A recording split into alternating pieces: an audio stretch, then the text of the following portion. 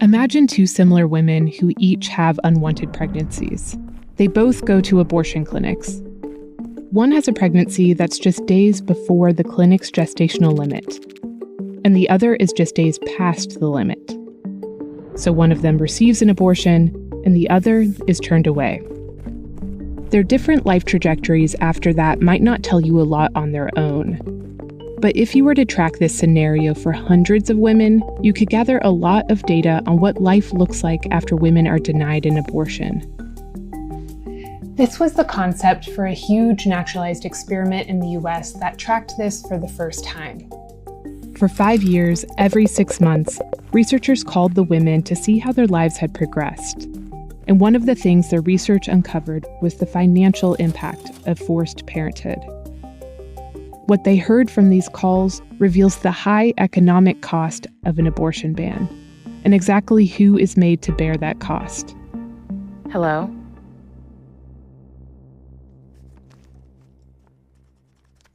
There's no way that you don't have a child and love and want that child. And I very much feel that way about my son. But that isn't how we began. I felt like I was drowning and had zero control over my life, and having an abortion felt like reaching out for air. The voices you hear in this video weren't part of the study, but their stories overlap with some of its findings. I was 6 months along, and so at that point I had to carry to term. There wasn't a choice of am I going to give birth or not. I'd actually made that decision twice in life. For me, they both felt pretty easy right away. Roughly 60% of women in the study and abortion seekers in the US are already parents. Abortion seekers in the study, and more broadly, are much more likely to be a person of color when compared to the general population, and are almost 4 times as likely to live in poverty. And that can be about who has access to contraception, who has had great sex ed classes, who can negotiate contraceptive use with a partner. And it's also about who can accommodate a surprise pregnancy. Diana Green Foster is a demographer who led the study, which she calls the Turnaway Study. Among all women in the study, there are 3 groups we'll focus on. One group was women who got an abortion in the first 13 weeks of pregnancy, the first trimester. This stage of pregnancy is when about 90% of abortions in the US happen in the general population. But for the study, it was underrepresented and used as a control group for this group, women who got abortions within 2 weeks of an abortion clinic's gestational limit, which averaged at the 20-week mark. This later abortion group is a less common abortion experience in the US, but for the purposes of the study, it was overrepresented in order to compare to this third group, women who just barely missed the gestational limit and were denied an abortion. This last group is called the Turnaway group. The Turnaway study hinges on comparing the outcomes of these 2 groups. But comparing the 2 groups of women who sought later-term abortions to the first trimester group can tell us something too. 40% of the first trimester group were living under the poverty line, but 57% of the later-term abortion group were. Lack of money slows people down and prevents them from moving as quickly to getting an abortion. Wealthy women have unwanted pregnancies. They are more likely to get their abortion, and that's because they can afford to do it. They can travel, they can pay for the procedure, they can get time off work.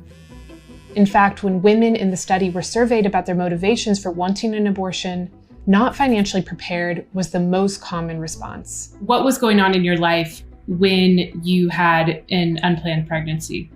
We were barely able to scrape by at that point, and there was just not enough money. The financial situation was like a really big deciding factor for me. I just graduated from undergrad. I was doing an unpaid fellowship. We live in the Bay Area. You definitely need a dual income household to be able to live well. So we were not okay financially. Because of my documentation process, I couldn't legally work. I was just starting my professional career when I found out I was pregnant. I was 3 months into my first real job out of college. One thing researchers asked the study participants over the years was whether the relationship that led to the pregnancy lasted. This was to try to get an idea of whether these women had support. At the time of the abortion clinic visit, 80% of the study participants said they were still in this relationship. By the second year, that number fell to 60%. And by the fifth year, only about 27% of them were.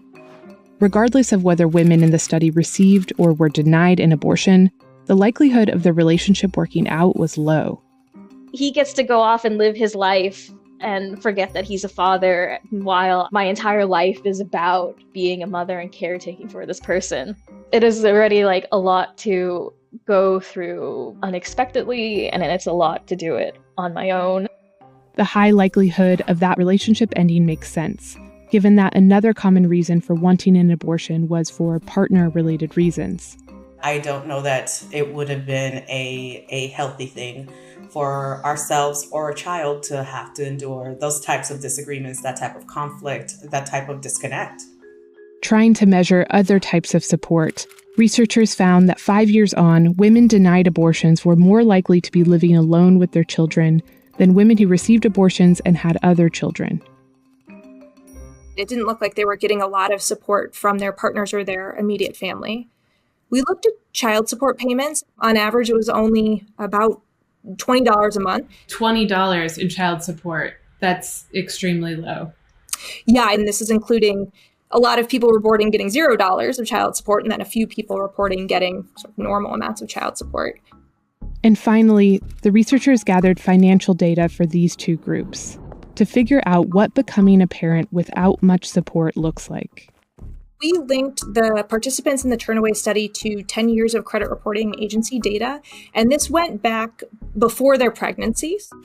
Researchers looked at financial distress indicators, like debt or evictions, in the two groups. And before the Turnaway group gave birth, the two groups were on similar economic trajectories. But after the Turnaway group gave birth, the two groups diverged, and the level of financial distress for the women denied an abortion spiked. We saw this big spike in financial problems among the Turnaway group, nearly 80% higher amounts of debt that was 30 days or more past due, 78% increase in things like bankruptcies or liens or evictions where you're ordered to pay the landlord some amount of money. And we saw a big spike in those. So some people might look at this research and say, you're going to be more financially strained if you have a child because your life is just going to be more expensive. So why is it important to look at this in relation to an abortion denial? One thing we did to investigate this question was we looked in the near limit group. So some of the women who initially obtained an abortion later went on and had a pregnancy that resulted in a child, and they gave birth. After the births of their children, the financial distress indicators for these two groups looks like this, which shows the more severe financial penalties for women having children when parenting is wanted versus after an abortion denial. The women in this study were seeking abortions because they knew that this was a bad time for them. They knew this was a time where it would be potentially really, really costly and really damaging to them and their economic circumstances. And not just their own. 55% of the children of the women who were able to get an abortion were living in poverty. But that number rose to 72% for the children of the women who were denied, which is relevant to another common reason study participants gave for wanting an abortion: the need to focus on other children. One of your fears when you were deciding whether or not to have an abortion was that you wouldn't be able to afford the childcare. And I'm wondering how much of those fears were realized for you. Oh, 100% of those fears were realized for me. I don't have childcare now. There's still no way to afford childcare on my salary. Something the Turnaway study shows is that these reasons turned into accurate predictions of what the women would struggle with after an abortion denial. Women understand the consequences of unwanted pregnancy, and when they're trying to decide whether to have an abortion or have a baby, they understand completely what the outcomes will be. I was able to go to law school and complete the degree that I've been saying I wanted to do since I was 8 years old. My life outside of being a mother has just been exponentially harder and almost impossible. And there was mourning for the life that I imagined. There was just no way I would have the time or the money to do those things, like going to grad school or moving away from family. I was able to fight the deportation case, and I have a career. I was able to get out of a marriage that just wasn't working because I didn't have to think about how it impacted somebody else. I get to define my life the way that I want to without having to factor in a family. If somebody tells you they're not ready to carry a pregnancy to term, they're not. Believe them.